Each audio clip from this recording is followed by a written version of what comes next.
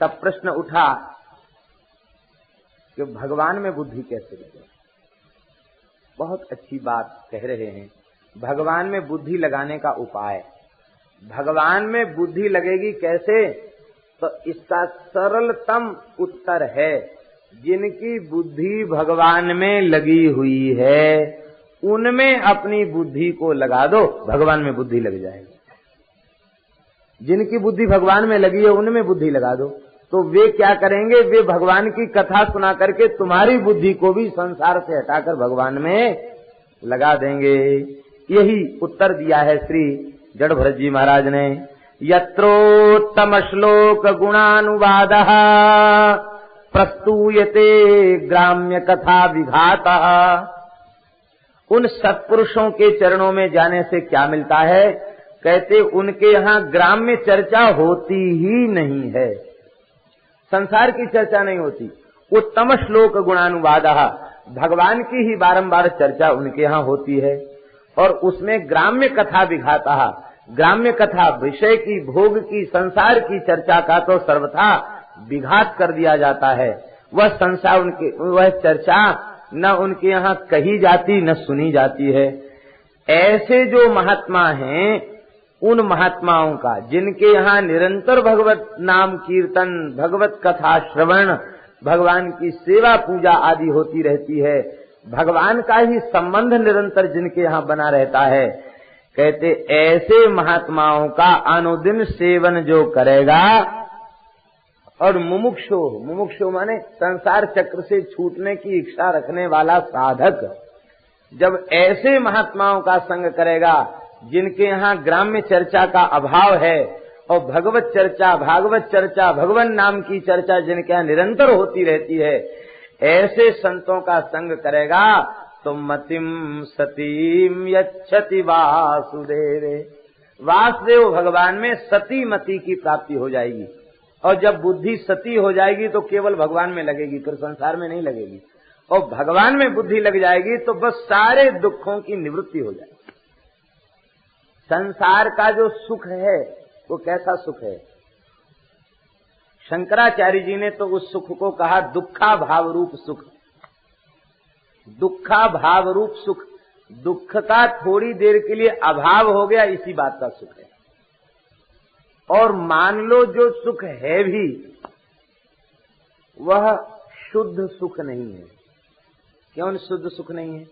इसलिए शुद्ध सुख नहीं है कि संसार के समस्त सुख, संसार के ही नहीं ब्रह्मलोक तक के जितने सुख हैं वे सारे सुख दुख मिश्रित सुख हैं।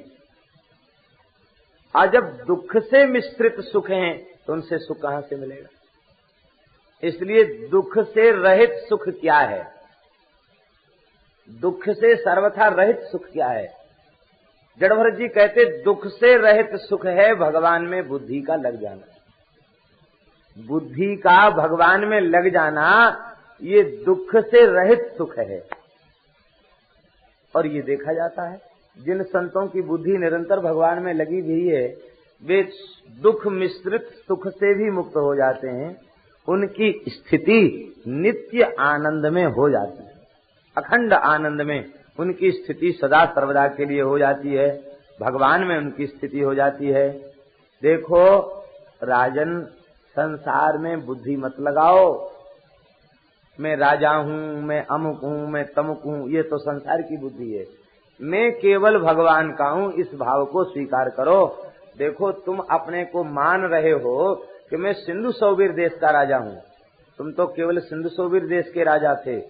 अहम पुरा भरतो नाम राजा, मैं तो भरत नाम का राजा था, ऋषभ देव का पुत्र भरत, जिसके नाम से इस देश का नाम भारतवर्ष पड़ा, ऐसा मैं भरत हूं। एक मृग का संग करने से, आसक्ति करने से मृगो भवम, मृगयोनि में पहुंचा, और मृगयोनि के बाद अब हमारा तीसरा जन्म ब्राह्मण कुल में हुआ है। और अब मुझे समझ में आ गया कि आसक्ति ही बंधन का मूल है। ये बात मेरी अच्छी प्रकार से समझ में आ गई है। इसलिए लोक के संपर्क से सर्वथा मुक्त होकर मैं असंग होकर के विचरण कर रहा हूं। देख रहुगण, ये संसार बड़ा भयंकर जंगल है। इस भवाटवी में जीव भगवान की कृपा से आता है, कर्म धर्म की पूंजी लेकर के आता है, और जब यहाँ आता है तो इसमें बड़े बड़े डकैत हैं, काम क्रोध आदि ये बड़े बड़े डकैत हैं। इसके द्वारा बटोरी गई सुकृत रूपी संपत्ति को ये बटोर लेते हैं। जब इसके सुकृत का नाश हो जाता है, बड़ा दुखी होता है, सुखी नहीं होता, बहुत क्लेश से होता है। कभी सिंह की गर्जना, कभी हाथी की चिंगाड़, कभी भालू का भय, और अंत में भटकता भटकता इस जंगल में कई रास्ते इसको मिलते हैं। एक रास्ता चला और वो रास्ता अभी पूरा हुआ नहीं, उसमें से दूसरा रास्ता निकल पड़ा, उस रास्ते पे चला, उसमें से चौथा रास्ता निकल पड़ा। ये सैकड़ों छोटे छोटे मार्ग बने होते हैं जंगल में, जंगली पशुओं के चलने के मार्ग होते हैं, और उन मार्गों में पड़कर ये बेचारा भटक जाता है। भटकते भटकते प्यास से व्याकुल होकर सोचता है कहीं एक क्षण का सुख मिले तो सही। उस सुख की तलाश में एक कुआं में झांकता है। ये अंधेरा कुआं है, इसमें पानी नहीं दिखाई पड़ता, पानी है भी नहीं, इसमें अंधेरा कुआं है। और इस कुएं के नीचे एक भारी काला नाग मुंह फैला के बैठा रहता है, फों करता रहता है। लेकिन इस कुएं के पाट पर इसके सहारे से एक लगी हुई लता इस कुएं के भीतर लटकती रहती है। इस लता में एक शहद का छत्ता लगा हुआ होता है। उस छत्ते को देखकर मन में सोचता है कि अरे ये तो बड़ा मीठा है, इसका स्वाद क्यों न लिया जाए। अब छत्ता तो लटक रहा कुआं के भीतर, कैसे स्वाद ले। तो एक लता, जिस लता में छत्ता लटक रहा है, उसी लता में अपने पैरों को फंसाकर नीचे सिर करके लटक जाता है, अर्थात नीचे सिर ऊपर पैर इसके हो जाते हैं। तब वो पहुंचता है छत्ता के पास। छत्ता में होती हैं बड़ी बड़ी भयंकर मधुमक्खी। उनको देख के डरता है कि कहीं ये रूठ गई, इनको छेड़ दिया तो महाराज क्या दशा कर देंगे, नहीं कहा जा सकता। दुर्बल दास भी मोटे दास बन जाते हैं महाराज। मक्खियां नाराज हो जाएं तो दुबले पतले भी बिना किसी टानिक के इतने जल्दी मोटे हो जाते जिसका कोई ठिकाना नहीं। जहां खाएगी वहीं मोटा हो जाएगा। ग्वालियर के आगे एक हनुमान जी हैं जंगल में, डमरू वाले हनुमान जी। तो एक प्रेमी थे, पधार गए, भगवत धाम चले गए। तो उन्होंने कहा कि महाराज वहाँ एक डमरू वाले हनुमान जी हैं, बड़े बढ़िया हनुमान जी हैं, वहाँ चले हम लोग। कथा चल रही थी, कथा के बाद जब अवकाश मिला तो वहाँ पहुंचे। बहुत शांत सुरम्य स्थान जंगल में, बट का वृक्ष का यहाँ कोई रहता नहीं। बोले यहाँ सिद्ध स्थान है, रात में कोई रह नहीं पाता है। हनुमान जी डमरू लेके नाच रहे हैं, बहुत प्राचीन विग्रह। वहाँ बहुत मिठाई लेके गए थे, लड्डू लेके गए थे, भोग लगाया, और जैसी अगरबत्ती जलाई भगवान क्या जाने। वो बट वृक्ष के ऊपर मक्खियों का छत्ता था, बहुत बड़ा बड़ा। एक छत्ता टूट करके हनुमान जी की छत पर गिरा। अब तो लाखों मक्खियां, जो बेचारे सेठ साहूकार पैदल चलना जानते नहीं थे, दूर गाड़ी खड़ी करके आए थे, उनमें कहां से इतनी फुर्ती आ गई, वो दौड़ के कब गाड़ी में घुस गए पता नहीं। सब अपना सामान छोड़ के और मिठाई छोड़ के सब भाग के सब गाड़ियों में, केवल अकेले अपने राम पीछे रह गए। हम खड़े रह गए, हम कहीं कब जो होना हुआ सो होगा, भाग के जाएंगे, काटेंगे मक्खी, खड़े हो गए। और गाड़ी चल रही है और मक्खियां पीछे चल रही है, फिर भी लोगों को काट गई और बहुत कष्ट हुआ। ठाकुर जी की दया से हमको तो किसी मक्खी ने नहीं काटा। बहुत देर के बाद मक्खियां शांत हो गईं, वहां से प्रसाद बटोरा, एक गाड़ी आई, उसमें लेके गए। तब महाराज वो यात्रा ऐसी हो गई कि अविस्मरणीय। लोगों ने कहा महाराज कोई गलती हो गई होगी। गलती कुछ नहीं हुई। हनुमान जी डमरू बजा के नाच रहे हैं, तो उन्होंने कहा ये प्रेमी आए, इनको भी नचाना चाहिए थोड़ा सा। तो हनुमान जी ने सबको नचा दिया डमरू बजा के। मधुमक्खी बहुत खतरनाक होती, बहुत खतरनाक। ये संसार का जो सुख है ना, ये छत्ते का सुख है। मक्खी रुष्ट हो जाए फिर तो बहुत दुर्दशा हो जाती है। यह जीव उस लता के सहारे लटक जाता है, और लटक करके उसमें से कुछ कुछ बूंद टपकती है शहद की, उनको जीव से चाट कर स्वाद का अनुभव करता है। और जब ये लटक के चाटने लग जाता है, इधर दो चूहे, एक सफेद एक काला, दोनों चूहे उस लता की जड़ को काटने लग जाते हैं और जैसी जड़ कटी कि वो धड़ाम से कुएं में गिर जाता। फिर कोई उसे बचाने वाला मिलता नहीं, और बचे भी तो कैसे बचे, नीचे एक काल सर्प बैठा है वो उसको खा जाता है। इस तरह से जीव की दुर्दशा हो जाती है। इस भवाटवी से बचने का उपाय क्या है? बोले जंगल के रहस्य को जंगल में रहने वाले लोग जानते हैं, जंगली लोग जंगल के रहस्य को जानते हैं, उन्हें रास्तों का ज्ञान होता। किसी जंगली का हाथ पकड़ ले और धीरे से सुरक्षित मार्ग से चला जाए, ये इससे बचने का उपाय है। रघुगण बोला भगवान हमारी समझ में नहीं आ रहा है। बोले देखो ये संसार ही जंगल है और जीव इसमें आता है, सारे सुकृत को गंवा देता है, भोग करके सारे सुकृत को गंवा देता है, और जो कुछ इकट्ठा करता है उसको काम क्रोध आदि दंभ लूट लेते हैं। अंत में ये अंधेरा कुआं क्या है? बोले गृहस्थाश्रम ही अंधेरा कुआं है और जीवन ही लता है। उस जीवन लता का आश्रय लेकर उल्टा लटक जाता है। विषय का सुख ही छत्ते का सुख है, और जो चूहे हैं ये दिन रात हैं, ये दिन रात ही चूहा बन करके और उसको धीरे धीरे एक एक जड़ उसकी काटते रहते हैं। और नीचे जो सर्प है, इसी सर्प का नाम है काल सर्प, इसी काल के मुंह में ये जीव चला जाता, संसार को भोगते भोगते काल के मुंह में चला जाता। प्यासा था, पानी के लिए कुएं में झांका, वहां मिला छत्ता, तो किसी प्यासे को 2 बूंद 4 बूंद शहद मिल जाए तो प्यास बुझेगी? नहीं बुझेगी, ये बात तो है ही है। और एक विशेष बात ये है कि जिसे प्यास न लगती हो वो शहद चाटना प्रारंभ कर दे तो उसे प्यास लगने लग जाती है। मैंने शहद में प्यास बुझाने वाला गुण नहीं है, शहद जितनी चाटोगी उतनी तीव्र प्यास बढ़ती चली जाएगी। तो वो प्यासा जीव तृषा की शांति के लिए गृहस्थाश्रम में झांकता है, प्यास वहां बुझती नहीं है, विषय की मधु चाटने पर और ज्यादा प्यास उसकी बढ़ जाती है, उसका सर्वनाश हो जाता है। और अब इस जंगल के भेद को समझने वाले कौन हैं? बोले इस भवाटवी के भेद को समझने वाले हैं महात्मा। ये शरीर और संसार का भेद समझ जाते हैं। ये रहस्य को समझने वाले जो महात्मा हैं ये जानते हैं रास्ता। कौन सा रास्ता? देखो छोटे छोटे रास्ता बताइए, छोटे छोटे रास्ता क्या है? पशुओं के द्वारा बनाए हुए रास्ता। भगवान से विमुख प्राणी पशु के तुल्य है। दम्भिन निजमत कल्प कर प्रगट किए बहुपंथ, दम्भिन निजमति कल्प कर प्रगट किए बहुपंथ, जिमि पाखंड बाद से लुप्त होई सदग्रंथ। सब लुप्त हो गए।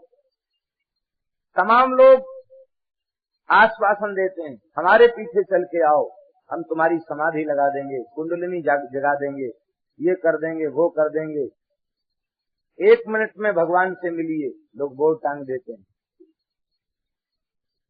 और सब पैसा वसूलते रहते हैं लोगों से। एक शिविर लगा कुंडलिनी जागरण का, बहुत से लोग गए, 500 रुपए उसमें फीस की एक व्यक्ति की। एक अपने परिचित भी एक वहां पहुंचे तो हमने उनसे पूछा ध्यान समाधि लगी कि नहीं लगी? हमारे मन में भी उत्सुकता हो रही जानने की। बोले महाराज हम तो पैसा खर्च करके आए हैं, कोई दूसरा पूछता है तो हम तो कहते हैं समाधि लग गई, लेकिन आप पूछ रहे हो तो सच्ची बात ये बताते हैं। बड़ी बढ़िया व्यवस्था है, बढ़िया वातानुकूलित कक्ष हॉल, सब बढ़िया गद्दा लगा के बैठ जाते हैं और कक्ष में अंधेरा कर देते हैं। एक छोटा सा प्रवचन होता है, फिर सब भावातीत ध्यान करते हैं। क्या होता है उसमें? समाधि लगी? बोले हाँ। नींद बहुत अच्छी आती है। कई कितने लोग तो हमारे पास बैठने वाले खर्राटे लेने लग जाते हैं। ये बात जरूर है कि वहां सब शांत वातावरण हो जाता है और कुछ करना सुनना है नहीं, तो बस नींद आ जाती है। और तो महाराज हम कई दिन बैठे, हमको कोई न ध्यान लगा न हमारी कोई समाधि लगी। असली बात है ये, भजन करने से कल्याण होगा। मन लगे या न लगे, राम नाम लेने से लाभ होगा। और समाधि के नाम पर घंटों आंख बंद करके बैठे और यदि चित्त की वृत्ति का निरोध नहीं हुआ तो कोई लाभ नहीं होगा। भगवान के भजन की क्रिया निष्फल नहीं है। एक नमस्कार भी भगवान के चरणों में जो किया गया है श्रद्धा पूर्वक, वह नमस्कार भी व्यर्थ नहीं है। एकोपि कृष्णस्य कृत प्रणामे दशाश्वमेधाववृथेन तुल्यम दशाश्वमेधी पुनरेति जन्म कृष्ण प्रणामी न पुनर्भवाय। एक बार भगवान के चरणों में कोई प्रणाम करे तो भगवान के चरणों में किए गए प्रणाम की क्या महिमा है। कहते 10 अश्वमेध यज्ञ करके अभवृत स्नान करे उसका फल और एक बार भगवान के चरणों में प्रणाम करने का फल बराबर है। ये पद्म पुराण का श्लोक है।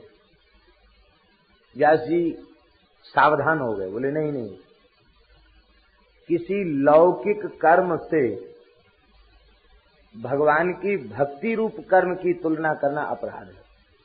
तो कहते नहीं, 10 अश्वमेध यज्ञ से भी ज्यादा फल है एक प्रणाम करने का, क्योंकि 10 पुनरेति जन्म, 10 अश्वमेध करने वाला स्वर्ग में जाकर फिर पुनर्जन्म प्राप्त करेगा, लेकिन कृष्ण प्रणामी न पुनर्भवाय, भगवान के चरणों में प्रणाम करने वाला पुनः संस्कृति के चक्र में नहीं पड़ेगा। तो भगवान की भक्ति के मार्ग में एक भी साधन निष्फल नहीं है। इसलिए महाविश्वास पूर्वक भगवान की भक्ति रूप साधना करनी चाहिए। भक्ति योग के द्वारा भगवान की उपासना करना चाहिए। तो संसार के रहस्य को जानने वाले कौन हैं? महात्मा।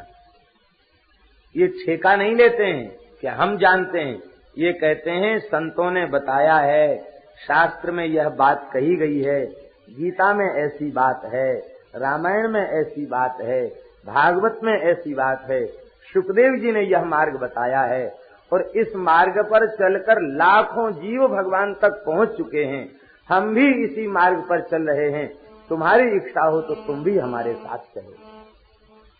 इस पद्धति से ये महात्मा ले जाते हैं। इस भवाटवी में एक राजमार्ग है, इस राजमार्ग का नाम है भक्ति मार्ग। ये पगडंडी नहीं है, ये राजमार्ग है। इस राजमार्ग पर होकर चलते हैं और बढ़िया बढ़िया कथा सुनाते हुए चलते हैं। इसमें बड़े बड़े सुंदर बगीचे हैं, ये भगवान के सुंदर सुंदर चरित्र, भगवान के सुंदर सुंदर धाम तीर्थ क्षेत्र, यही इसमें सुंदर सुंदर उद्यान हैं। और इसमें राम कथा मंदाकिनी प्रवाहित हो रही है, श्री कृष्ण कथा मंदाकिनी प्रवाहित हो रही है। यही इसमें दिव्य कथा की रसधारा अमृत धारा बह रही है। यहाँ कुआं में नहीं झांकना पड़ेगा, यहाँ तो खूब डूब करके रस पियो, खूब गंगा जी में गोता लगाओ और खूब गंगा जी का शीतल जल पियो, आनंद ही आनंद रहेगा। और यहाँ बड़े सुंदर सुंदर मयूरों के नृत्य हो रहे हैं। ये प्रेमियों के भगवान नाम संकीर्तन में जो नृत्य हैं, यही मयूरों के नृत्य हैं। और इस मार्ग में जो सुंदर सुंदर बगीचे हैं ना, इनमें कोयल बोल रही हैं और इसमें तोता बोल रहे हैं। कोयल कौन है? कूजंतम राम रामेति मधुरम मधुराक्षरम आरुह्य कविता शाखाम वंदे वाल्मीकि कोकिलम। सामान्य कोयल नहीं है, वाल्मीकि महर्षि ही कोयल बन करके श्री राम चरित्र का गायन कर रहे हैं। इस मार्ग में एक तोता है, बड़ा मीठा बोलता है। कौन? पिबत भागवतम रसमालयम मुहुरहो रसिका भुवि भावुका।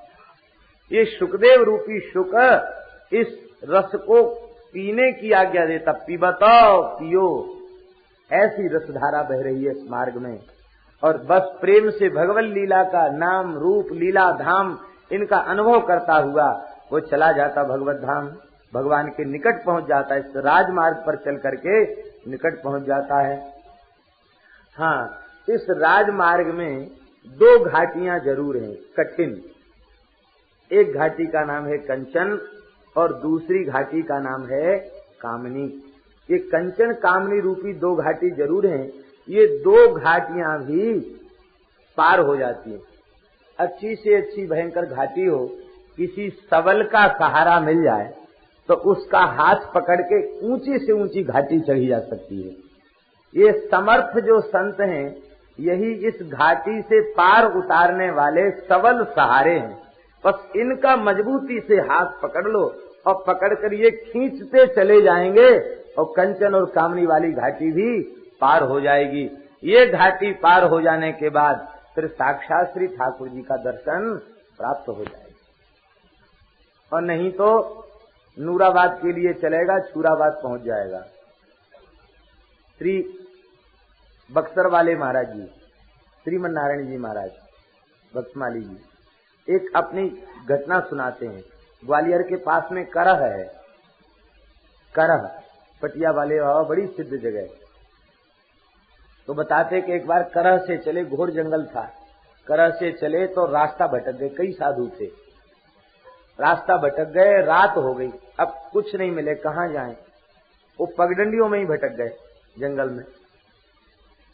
तब तक एक किसान मिला। उस किसान से कहा कि भैया हम लोग भटक गए रास्ता, कहाँ जाना है आप महात्मा हो, आपको कहाँ जाना है? बोले हमको नूराबाद जाना है। उधर रोड पर ही एक गांव है, शहर है, उसको नूराबाद कहते हैं। नूराबाद जाना है। वहाँ एक तपसी जी करके सिद्ध हो गए, उनके मंदिर पे जाना था, तो नूराबाद जाना है। तो किसान बोला बाबा ये नूराबाद का रास्ता नहीं, ये छूराबाद का रास्ता है, क्योंकि भिंड मुरैना का क्षेत्र तो चोर डकैतों का क्षेत्र है, ये छूराबाद का रास्ता है। ये आपके ठाकुर बटुआ और लोटा लंगोटा भी छीन लेंगे यहाँ के लोग। अब क्या करें? बोले नूराबाद तो बहुत अलग चला गया, आप तो यहाँ जंगल में भटक गए, क्या करें? बोले अब हमारे पीछे चल के आओ, हम तुम सबको ठीक रास्ता पर पहुंचा देंगे। तो कहते वो ऐसे रास्तों से लेके गया वो व्यक्ति कि तुरंत उसने रोड पहुंचा दिया। कहा देखो ये रोड है, इसको मत छोड़ना। और वो टिमटिमाता हुआ प्रकाश दिख रहा है, वो नूराबाद का प्रकाश, चले जाए। कहते हमको रास्ता बता के चला गया, भगवान जाने कौन था, हम लोग पहुंच गए। तब समझ में आया भागवत के इस भवाटवी का रहस्य कि जीव चलता है नूराबाद के लिए। नूर माने रूप, आबाद हो रहा है जहाँ। श्री ठाकुर जी की मंगलमयी झांकी का दर्शन करने के लिए जीव चलता है। और ये काम क्रोध आदि जो डकैत हैं, इनके जंगल में फंस करके छूराबाद के रास्ते पर पहुंच जाता है।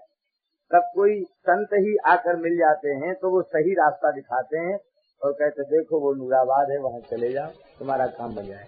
कहते हमको ये भवाटवी का रहस्य उस दिन समझ में आया, उनके मुख से सुनी हुई बात। तो कहने का तात्पर्य ये है कि वस्तुतः संसार में सत्पुरुष का आश्रय ले लेना चाहिए। मान लो कथनचित कोई ऐसा व्यक्ति है जिसके हृदय में ऐसा विश्वास जम चुका है कि आज के युग में कोई सत्पुरुष नहीं है। हो सकता है ऐसे भी, वैसे ये बात है नहीं। आप में पात्रता होगी तो आपको संत बहुत मिलेंगे, लेकिन कथनचित कोई ऐसा भी व्यक्ति है जिसको कोई घटनावश दुर्घटनावश ऐसी स्थिति उसके चित्त की बन चुकी है, वो कहता महाराज इस युग में कहाँ कोई साधु है, कहाँ कोई संत है, जिसके पास जाओ वही ठगने की कोशिश करता, क्या करें? ऐसे लोग भी कल्याण कर सकते हैं। कैसे? बोले भाई तुमको आज के संतों में श्रद्धा नहीं है, गीता तो भगवान की वाणी है, इसमें श्रद्धा है कि नहीं? तुलसीदास जी में श्रद्धा है कि नहीं? सुखदेव जी में श्रद्धा है कि नहीं? इन संतों की ग्रंथों का पारायण करो, ग्रंथ को ही गुरुदेव मान लो, ग्रंथ को ही पद प्रदर्शक मान लो। और रामचरितमानस का कोई श्रद्धा पूर्वक पाठ करता है तो श्री तुलसीदास जी से सत्संग करता है। भागवत जी का कोई पाठ करता है तो सुखदेव जी के साथ सत्संग करता है। गीता का पाठ कोई करता है श्रद्धा पूर्वक तो वो साक्षात श्री कृष्ण के साथ सत्संग करता है। ऐसी श्रद्धा से सदग्रंथों का पाठ करें। उन ग्रंथों को न पढ़ें जिनको पढ़ने से वेद में अश्रद्धा हो जाए, ईश्वर में अश्रद्धा हो जाए, गौ ब्राह्मण में अश्रद्धा हो जाए। ऐसे ग्रंथ और ऐसे सत्संग, इनसे बच करके सदग्रंथों का आश्रय लें। सदग्रंथों का आश्रय और भगवान नाम का दृढ़ता पूर्वक अनन्य भाव से जप, बस ये दो कार्य कोई करे तो इस भवाटवी के मार्ग से मुक्त हो जाएगा। अर्थात किसी न किसी पूर्ववर्ती संत को आचार्य मान करके साधन करे तो भी उसे भगवत प्राप्ति होती है। एक संत हो गए हैं भरतपुर जिले में, झारकड़ी का जंगल है और झारकड़ी जंगल में भजन करके सिद्ध हो गए श्री राधे श्याम बाबा। 1 अरब नाम का जप उन्होंने संख्या पूर्वक किया था। हरे राम राम राम हरे हरे, हरे कृष्ण कृष्ण कृष्ण हरे हरे, इसका 1 अरब जप किया था उन्होंने। और सेवा कुंज में प्रत्यक्ष महाराज का दर्शन प्राप्त किया था। उनका नाम था बाबा सीताराम दास। और राधा रानी ने दर्शन दिया और कहा बाबा अब तू राधे श्याम है जा। तब से वे राधे श्याम बाबा हो गए। बड़े सिद्ध संत थे। गिरिराज जी में वे विराजे और गिरिराज जी में ही उन्होंने देह का त्याग किया। बड़े उच्च कोटि के संत थे। उनका अनुभव प्रकाश नाम का एक ग्रंथ साधकों के देखने योग्य ग्रंथ है।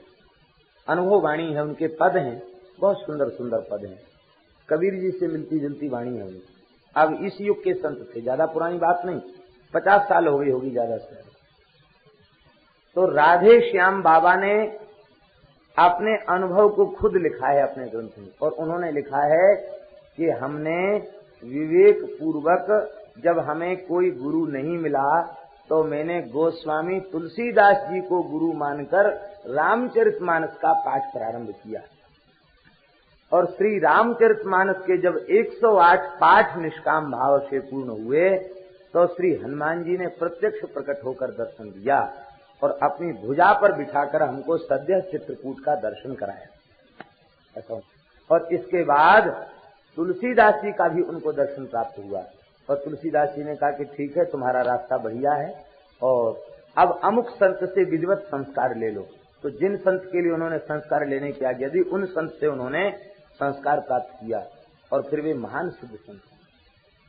कहने का तात्पर्य यह है कि ऐसे भी संत हुए हैं जो कहीं गए नहीं, उन्होंने किसी एक संत में श्रद्धा करके उसे मान लिया जो इस धरती पर भी नहीं थे और उनके प्रति श्रद्धा करके वे साधन में लग गए तो वे आगे बढ़ गए और उनको लक्ष्य की प्राप्ति हो गई। इसलिए मुख्य बात है मुमुक्षा। आपको छूटने की इच्छा है कि नहीं? छूटने की इच्छा होगी तो कोई न कोई मार्ग मिलेगा और छूटने की इच्छा नहीं होगी तो जीवन भर चर्चा करने पर भी, मार्ग मिलने पर भी उसमें गति नहीं होगी। इसलिए सबसे पहली बात है संसार की भोगों की असारता को जानकर इससे छूटने की इच्छा अपने भीतर उत्पन्न करे। श्री वृंदावन बिहारी लाल की। इस प्रकार से रघुगण का कल्याण हो गया। श्री जड़भरत जी के संबंध में श्री सुखदेव जी वर्णन करते हैं। आर्थवस्ये राजर्षेर मनसापि महात्मना नानुवर्तमार्हति नृपो मक्षिकेव गरुत्मतः। जैसे मक्खी गरुड़ जी की बराबरी नहीं कर सकती, ऐसे ही भरत जी के ज्ञान का, इनकी भक्ति का, इनके वैराग्य का की बराबरी संसार का कोई दूसरा साधक नहीं कर सकता है। संसार में भोग बड़े दुस्त्यज हैं। फिर जो चक्रवर्ती सम्राट हो और जिसे सब कुछ मिला हुआ हो वो छोड़ दे, ये तो बहुत बड़ी बात है। दुस्त्यजान यो दुस्त्यजान दारसुतान सुहृद राज्यम हृदय स्पृशः जहौ युवैव मलवद उत्तम श्लोक लालशः। भगवान की प्राप्ति के अभिलाषा में संसार की समस्त वस्तुओं को मलवत त्याग दिया। मल के समान इन्होंने त्याग दिया। 2 तरह का त्याग है, एक तो मलवत त्याग और दूसरा बांतवत त्याग। संसार को 2 प्रकार से छोड़ना चाहिए, या तो मल के समान छोड़ दे, मल के प्रति द्वारा फिर दृष्टि उधर डालने में भी घृणा होती है, ऐसे ही संसार को छोड़ने के बाद द्वारा दृष्टि डालने में भी घृणा का अनुभव हो, एक तो ये। और दूसरा वांतवत त्याग, उल्टी के समान, बमन के समान। बमन वाला त्याग और ज्यादा अच्छा है। मल के प्रति उतनी घृणा नहीं होती जितनी बमन के प्रति घृणा होती। बमन के समान संसार का त्याग करने पर भगवत प्रेम मिलता है। ये बमन के समान त्याग कौन लोग कर पाते हैं? जो भगवान में जिनका प्रेम हो गया। रमा विलास राम अनुरागी तजत बमन इव नर बड़भागी। वे बड़भागी नर बमन के समान त्याग देते हैं। बोलो श्री भरत जी महाराज की। भरत जी का बड़ा पवित्र वंश हुआ और कहते ये प्रियव्रत का परम पवित्र वंश, इसका श्रवण करने से पाप नष्ट हो जाते हैं। ऐसे ऐसे महापुरुष इस वंश में प्रकट हुए। श्री परीक्षित जी ने इस भुवन कोश ब्रह्मांड के संबंध में प्रश्न किया है और श्री सुखदेव जी ने विस्तार पूर्वक उत्तर दिया है, भूगोल खगोल का वर्णन किया है, गंगा जी का विवरण किया है और गंगा जी के संबंध में कहा है कि श्री गंगा जी की 4 धाराएं पृथ्वी पर आती हैं ब्रह्मलोक से, सीता, अलकनंदा, चक्षु और भद्रा। इसमें सीता, चक्षु और भद्रा ये अन्य पृथ्वी के भागों में जाती हैं, अन्य द्वीपों में, और अलकनंदा नाम की धारा वे पृथ्वी पर प्रवाहित होती हैं। ये श्री गंगा जी के रूप में आज भी प्रवाहित हैं। बड़ी सुंदर इनकी शोभा है। कहते हैं कि इन गंगा जी में स्नान की क्या महिमा है। गंगा, यमुना, शरयू, शतद्रु, विपाशा, वेत्रवती, कई नदियों को गिना, कावेरी, इन नदियों को गिना करके कहा कि इन नदियों में जो श्रद्धा पूर्वक स्नान के लिए जाते हैं तो यस्याम, यह अलकनंदा नाम की गंगा भारतवर्ष को सुशोभित करती भई दक्षिण श्याम दिशिम जलधिम अभिप्रवसती, यह समुद्र में आकर के मिलती है, दक्षिण समुद्र में मिलती है। कहते जिस गंगा में स्नान के लिए जाने वालों के लिए पदे पदे स्वमेध राजसूयादीनाम फलम न दुर्लभम इति, गंगा स्नान के लिए जब कोई व्यक्ति चलता है तो अपने घर से जो चला है तो प्रत्येक कदम पर उसको राजसूय और अश्वमेध यज्ञ का फल प्राप्त हो। अब जो लोग यहाँ गंगा जी के तट पर आए हैं और एक साथ 2 गंगाओं में स्नान करने का अवसर मिल रहा है, एक भागीरथी गंगा और एक कथा गंगा, चरित्र सुधा गंगा, तो हम लोग कितने भाग्यशाली हैं। ये हमारे किसी पुण्य का फल नहीं है, ये भगवान की कृपा का फल है। भगवान ने, हम इस लायक नहीं थे, भगवान ने बड़ी कृपा करके हम सब जीवों को और गंगा के तट पर बैठ करके गंगा स्नान नित्य करते हुए और कथा गंगा में अवगाहन का अवसर दिया है। तो अब आप सोचिए, कोई कहाँ से आया, कोई कहाँ से आया, कोई दक्षिण से आया, कोई उत्तर से, बहुत दूर दूर से लोग यहाँ आए हैं। अब वहां से यहाँ तक कितने कदम होंगे, तो कितने यज्ञ हो गए, कोई गिनती है। प्रत्येक पद पर राजसूय और अश्वमेध यज्ञ का फल प्राप्त होता। बोलो गंगा मैया की।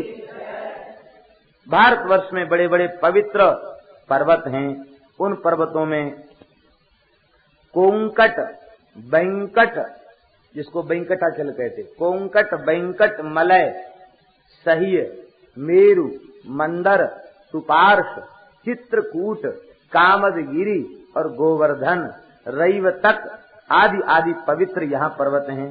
गोवर्धन और चित्रकूट 2 पर्वतों का भी नाम आया है।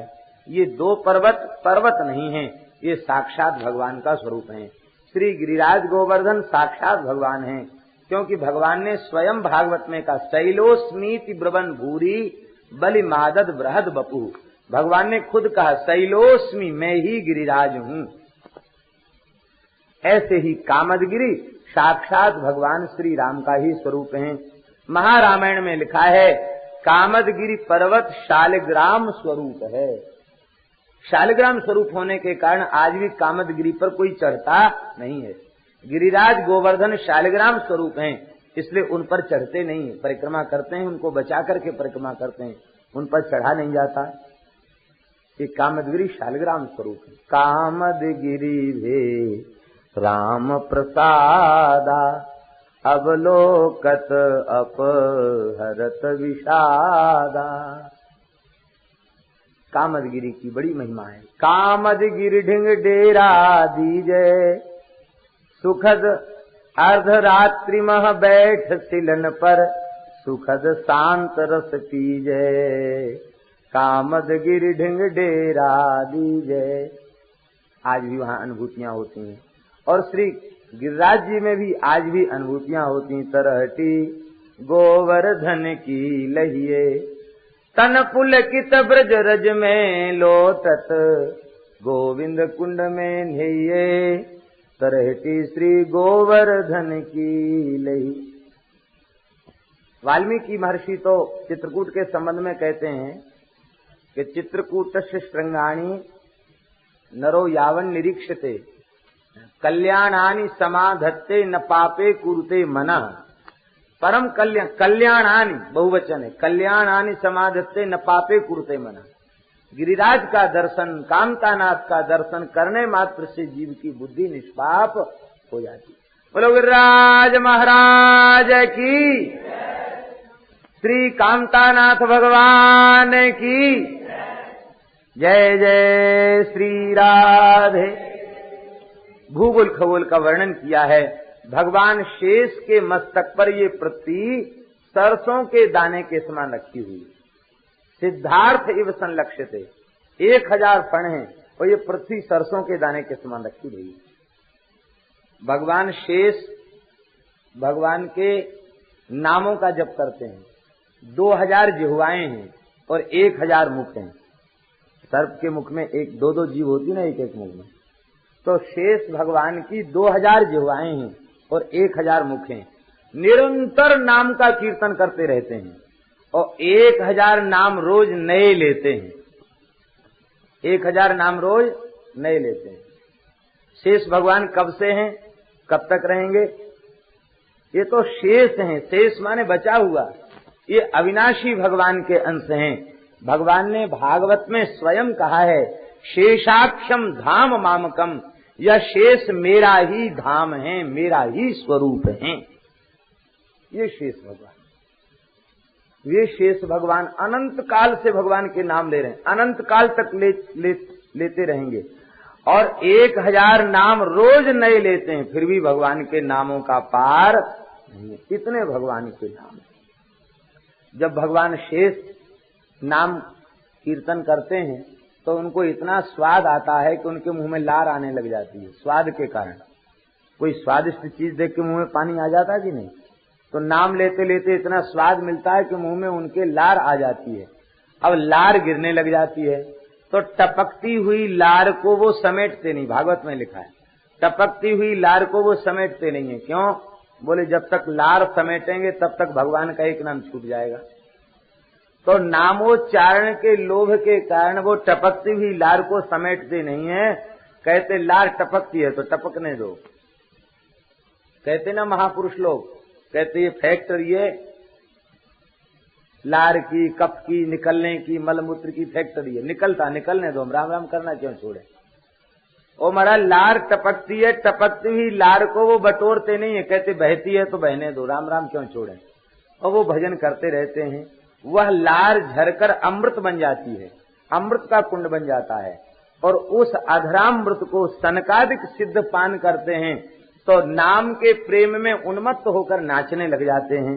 शंकरषण भगवान, शेष जी, नारद जी शेष भगवान की स्तुति करते हैं।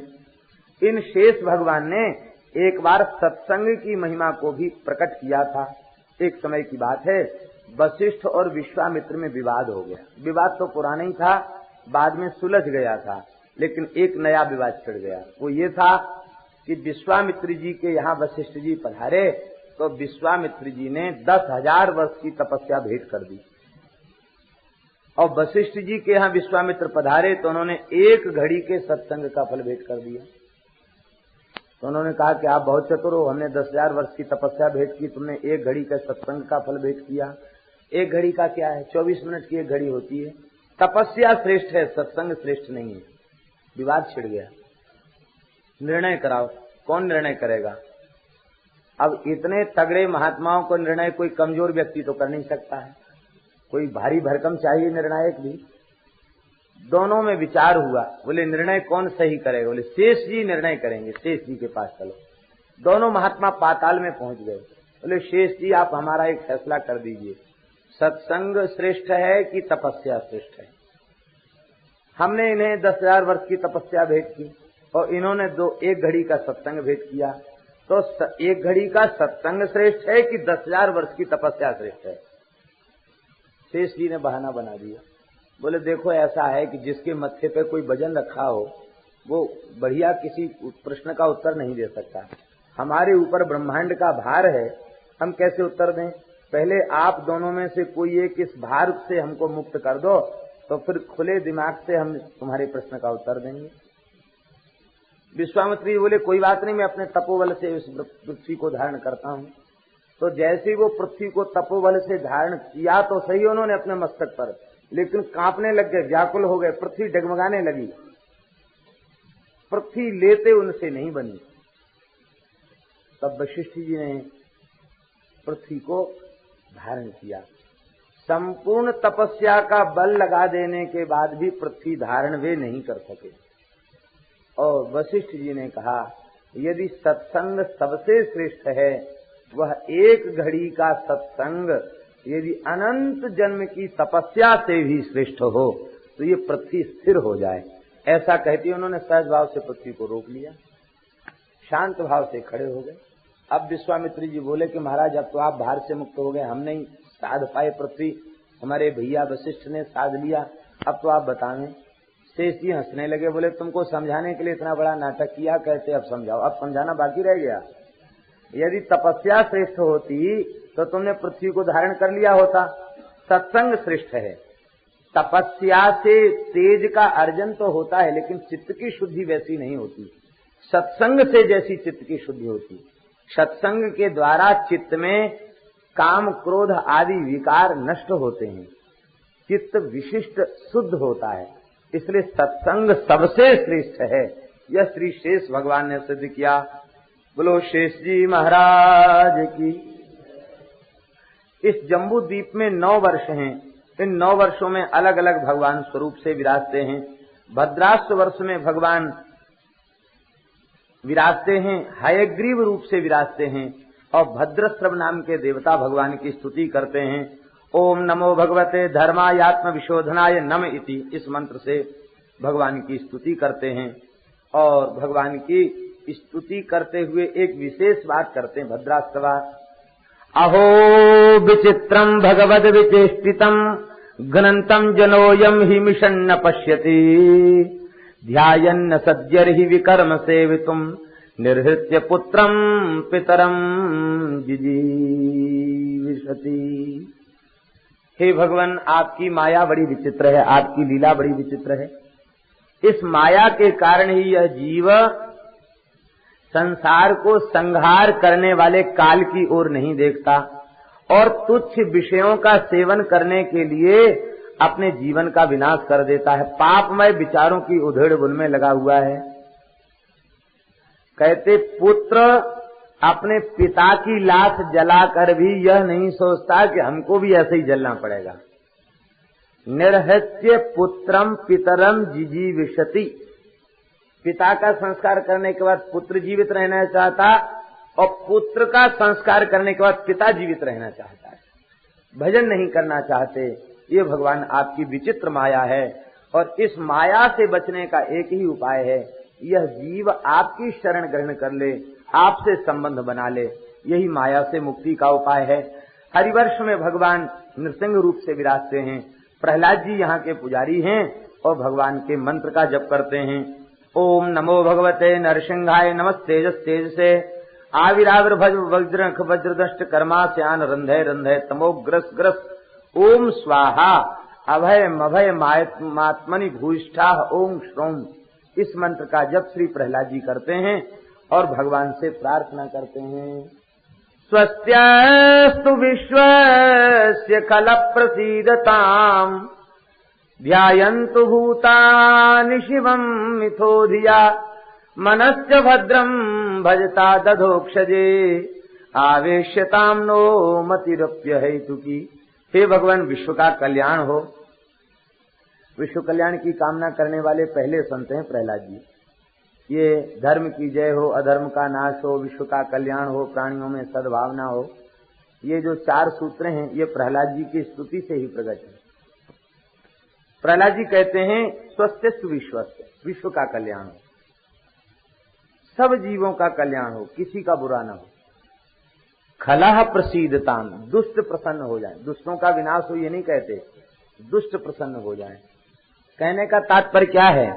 दुष्ट जब तक दुष्टता रूपी कर्म में लगे रहेंगे तब तक वे प्रसन्न होने वाले नहीं।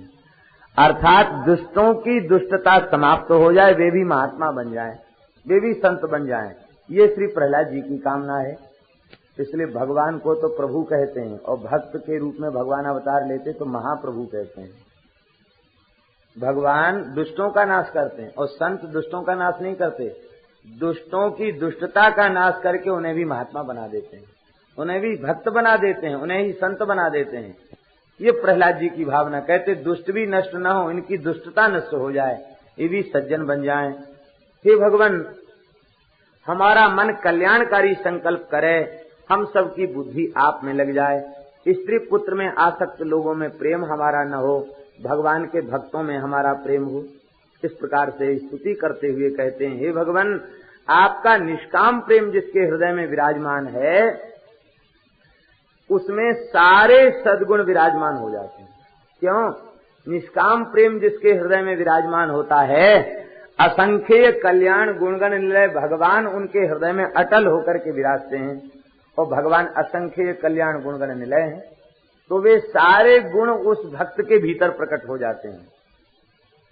भगवान के समस्त गुणों का आविर्भाव भक्त के हृदय में हो जाता है, तो निरंतर भगवान को धारण करता है तो भगवदीय गुण उसमें आ जाते हैं।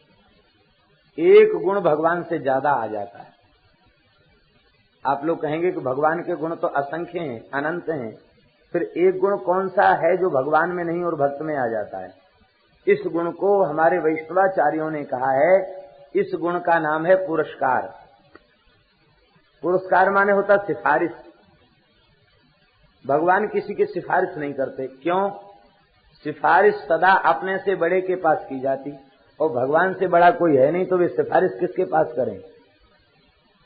लेकिन सबसे बड़े भगवान हैं और मैं भगवान का दास हूं, ये भाव भक्तों के हृदय में बना रहता है, तो वे भक्त भगवान से जीवों के उद्धार की प्रार्थना करते रहते हैं।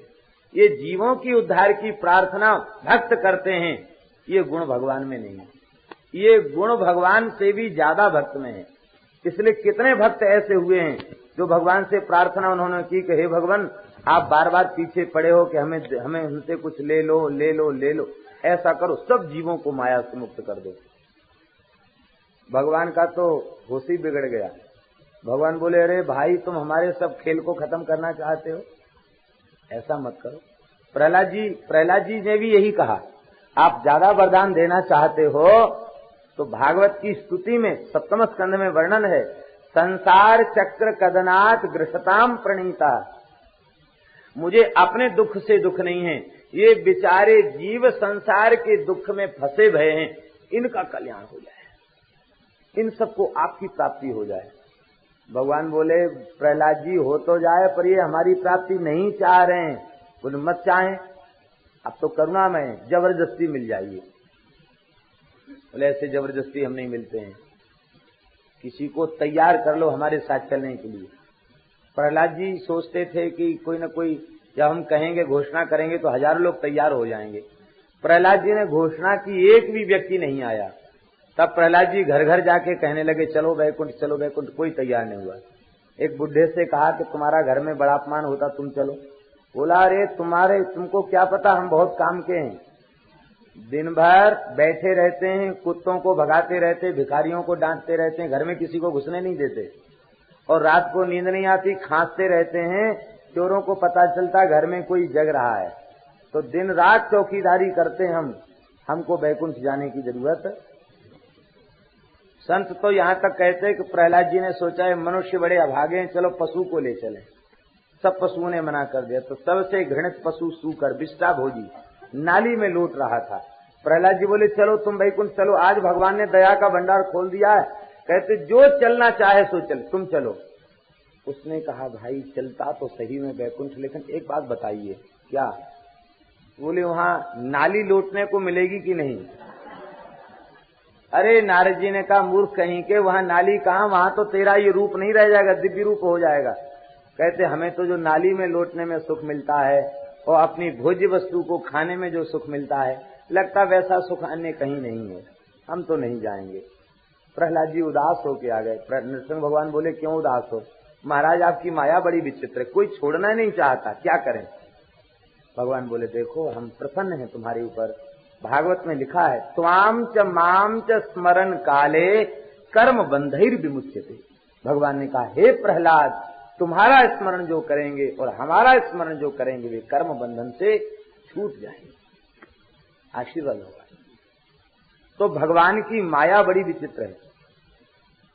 रंतिदेव नाम के भक्त ने तो भगवान से कहा कि इन सब जीवों को आप मिल जाइए, सब जीवों को आपकी प्राप्ति हो जाए।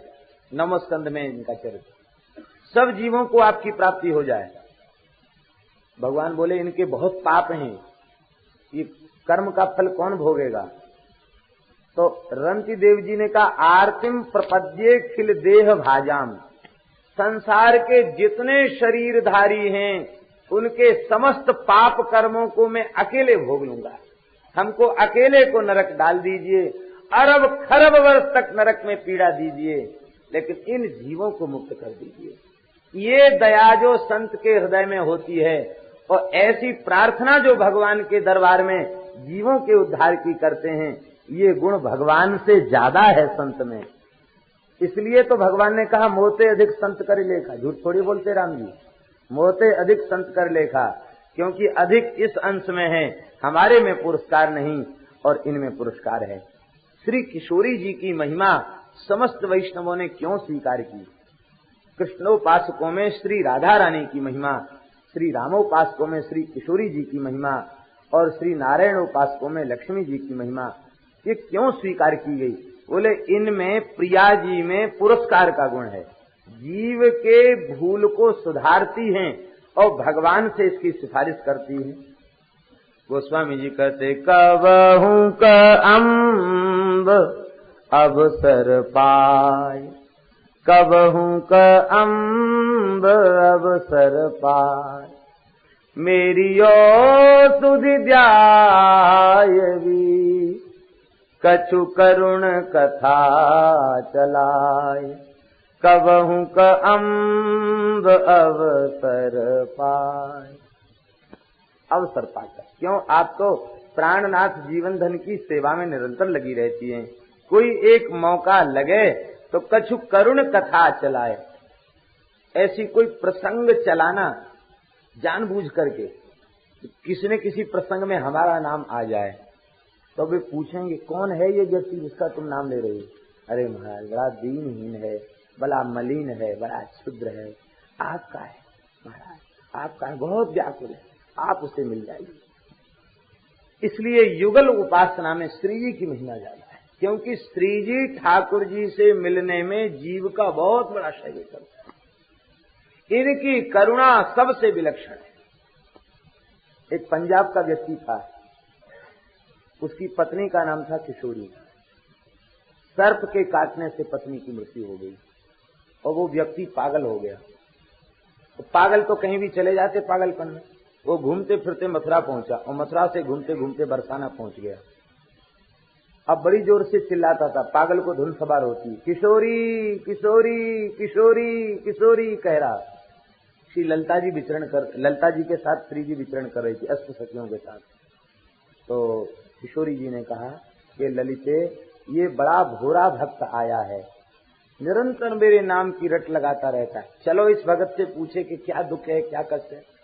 ललिता जी ने कहा कि स्वामिनी जी आप तो बड़ी भोरी है, अरे ये पागल है, अपनी पत्नी का नाम ले लेके रो रहा है। इसकी पत्नी का नाम था किशोरी, उसका नाम ले लेके रो रहा है। श्री प्रिया जी ने कहा ललिते ऐसा क्यों कह रही है?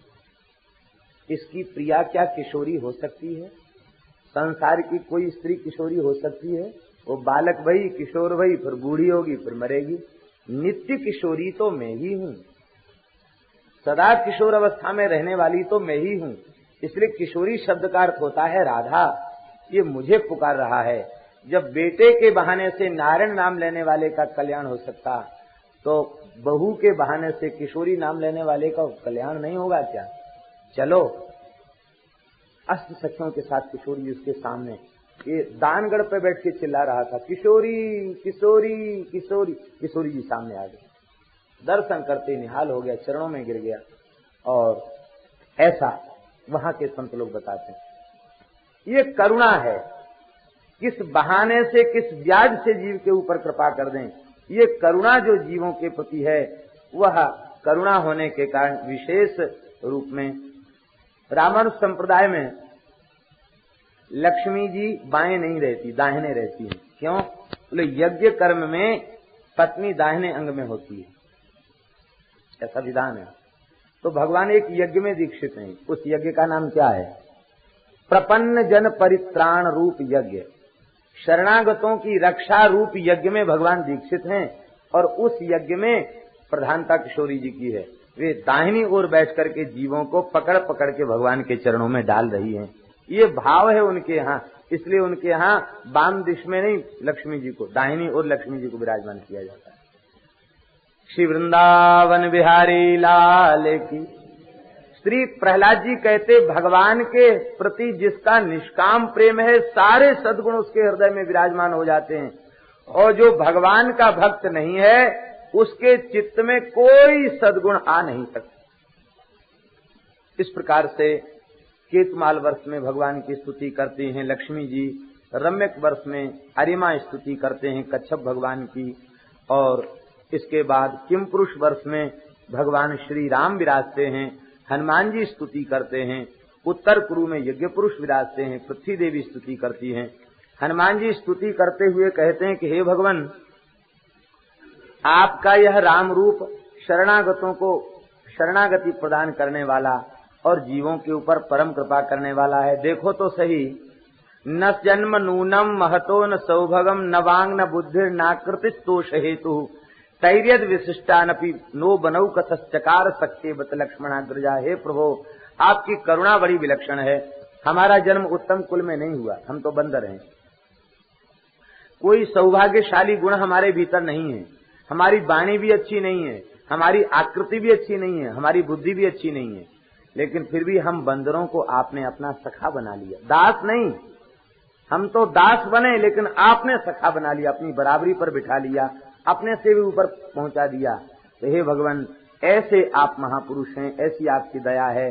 जब आप बंदर भालुओं को अपना सकते हैं तो कोई मनुष्य आपकी शरण में जाए तो आप उसे क्यों स्वीकार नहीं करेंगे? भारतवर्ष के देवता नर नारायण हैं, जिनके चरणों में हम लोग बैठे हैं। ठीक इधर उत्तर दिशा की ओर भगवान बद्री नारायण विराजमान है।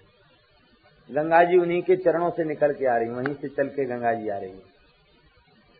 बद्री नारायण भगवान यहाँ के देवता हैं, और जो श्रद्धा पूर्वक बद्री नारायण का दर्शन करने जाता है, भगवान की तपस्या में से उसे छठा अंश प्राप्त हो जाता है। ऐसे भगवान दयामय हैं। इनके पुजारी हैं श्री देवर्षि नारद जी महाराज, और नारद जी इनकी पूजा करते हैं। आज भी जब मंदिर बंद होता है तो नारद जी ही पूजा करते हैं, ऐसी मान्यता है। और कितने संतों ने देवर्षि नारद जी का अनुभव भी किया है। श्री स्वामी पार्वती कर जी महाराज वीणा बाबा बड़े उच्च कोटि के महापुरुष थे। उन्होंने दास को स्वयं बताया, वे बद्री नारायण में विराजते थे, तो उन्होंने कहा कि हमको बद्री नारायण में जब मंदिर बंद हो जाता है, बर्फ जम जाती है, उस काल में जब हम रहे तो हमको दो अनुभव हुए। एक तो गरुड़ जी का प्रत्यक्ष दर्शन हुआ और देवर्षि नारद जी का प्रत्यक्ष दर्शन हुआ। दो दर्शन उनको हुए, उन्होंने स्वयं स्वीकार किया। बड़े उच्च कोटि के महापुरुष थे वीणा बाबा। अभी यहाँ स्मृति महोत्सव भी संगीत का 2 दिन का उनका मनाया गया हरिशरणम। बद्री नारायण में भजन करते हैं श्री नारद जी और स्तुति करते हैं। क्या स्तुति करते हैं? श्रवण करने योग्य स्तुति है। श्री बद्री नारायण भगवान की सेवा करते हुए श्री नारद जी कहते हैं कि यथैहि कामुस्मिक काम लंपट सुतेषु दारेषु धनेषु चिंतयन् संकेत विद्वान कुकले वरात्ययाद्यस्तस्य यत्नस्त्रम एव केवलम। जैसे अहलौकिक पारलौकिक भोगों का लालची पुरुष स्त्री पुत्र धन आदि की चिंता करने के कारण मृत्यु से घबराता